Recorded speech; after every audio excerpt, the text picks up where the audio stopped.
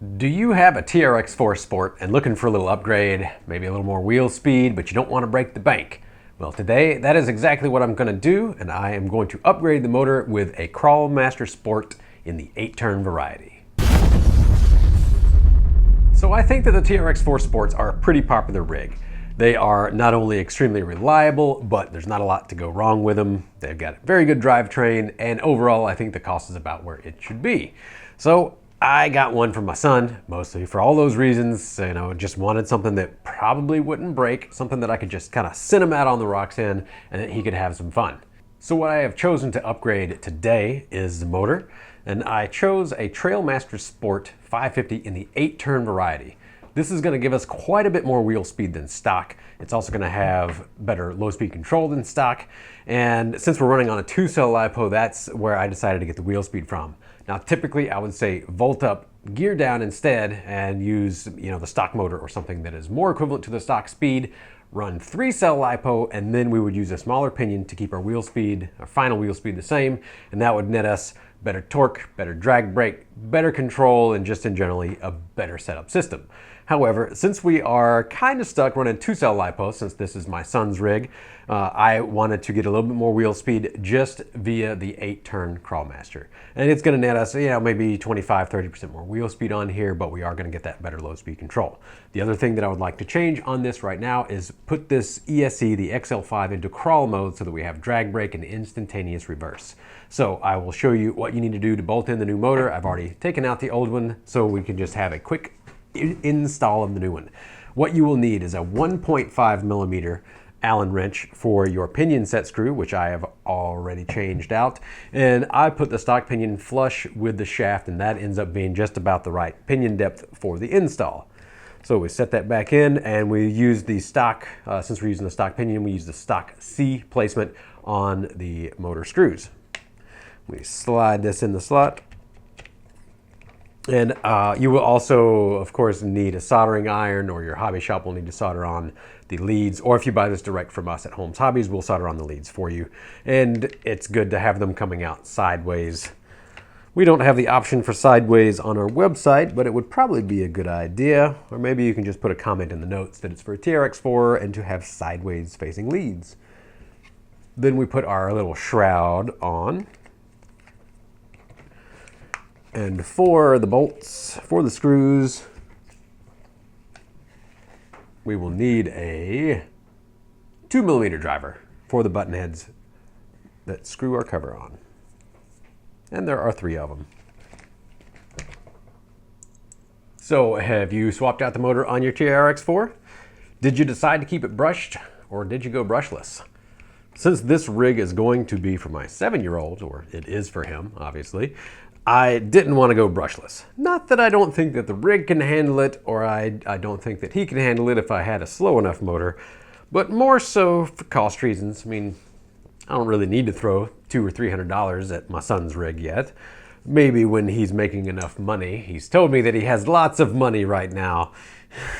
Maybe when he has the money to buy his own electronics, then he can afford that upgrade himself. Until that time, he's getting a $20 sport motor, and he will be happy. I will be happy. And I will actually like this rig enough to go drive it myself. All right, so that seems to be in. It's usually a good idea to just kind of check, make sure everything is seated properly. Making sure that there's no gaps in the part lines on the plastic and all such as that.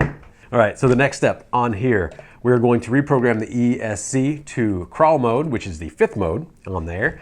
And to do this, you want to turn on your radio first. Always, always, always turn on your radio before you turn on your rig.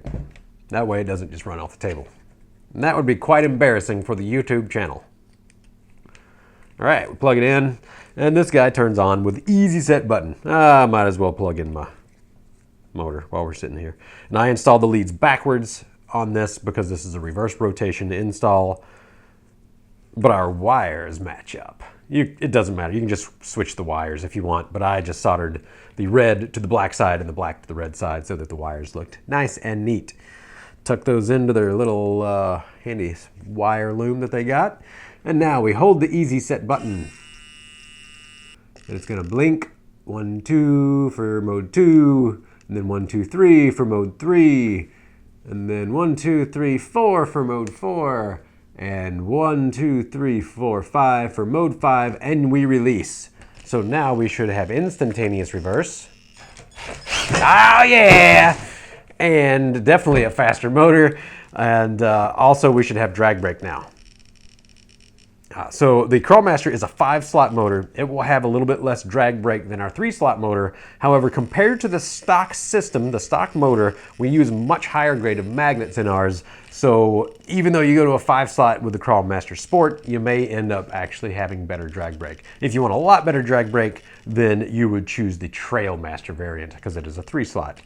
All right, so I think we are ready to go. It is time to go outside and test this out. So I'll see you out there. So it is definitely faster. This is, maybe 20–30% faster than the stock setup was. And now I've got the drag brake on. I did also change the ESC to mode 5, which is the crawl mode. It's got instant forward and then reverse. Yes. And obviously this motor has a little bit more power along with the wheel speed. Yeah.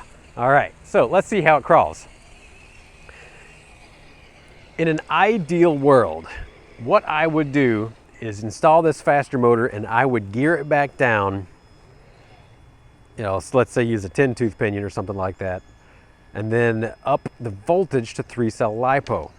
And what that would give us is a lot better load speed control, a slower startup at the wheel, and generally a more tractable rig, better torque, better drag brake, and everything like that. But I wanted to see how this fast motor would do on the stock setup with the stock gearing. Let's see if the ESC gets hot. Let's see how our low speed control is with a blisteringly fast 5-slot Crawlmaster and the 8-turn.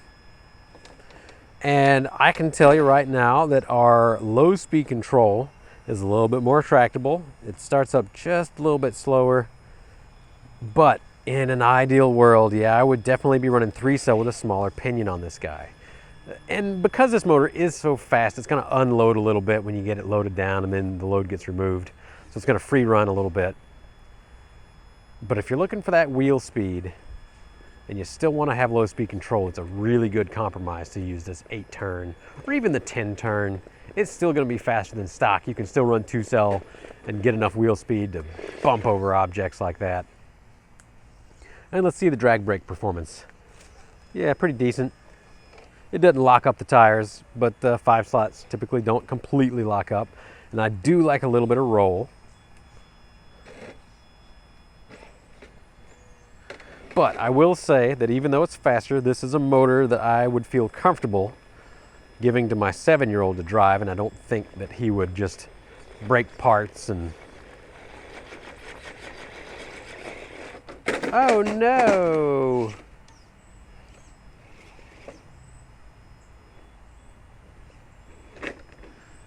And hopefully the ESC will take the faster motor. If this was a 3-slot, I would probably have more concern. But being that it's a 5-slot, the 5-slots have a little bit higher terminal resistance as compared to an equally fast 3-slot.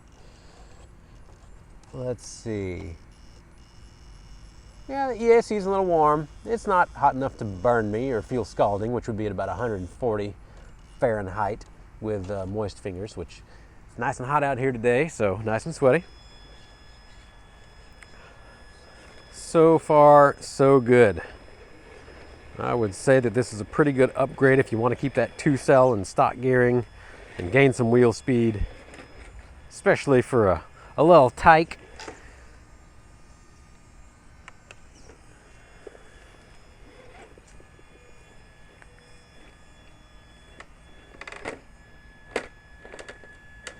Yeah, still plenty of torque. Even though it's a 5-slot, still plenty of torque.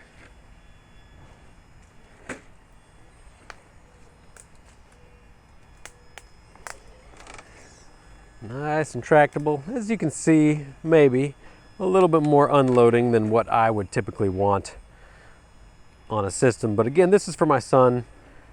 We're going to stick with that 2-cell LiPo. And this is probably the best way to get a little bit more wheel speed for him. Definitely get some more wheel speed.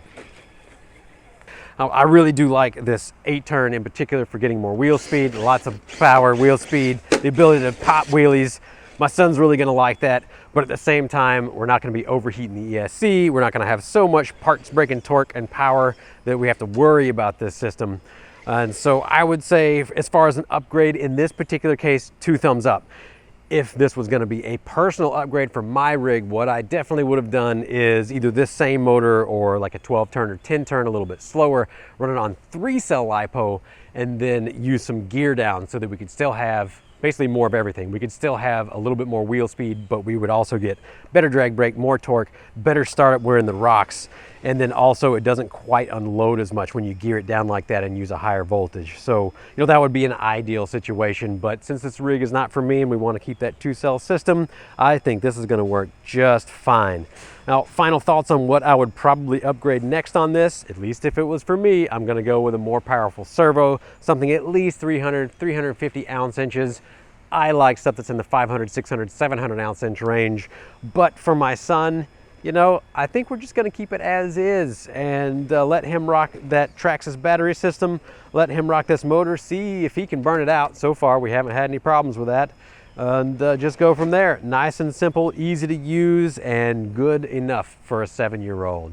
So if you do have any more questions about this system, maybe some more ups and downs that I didn't talk about, other than going up and down the rocks, give us a comment down below and I will do my best to get back to you. So as always, I do thank you for tuning in. Have a good day.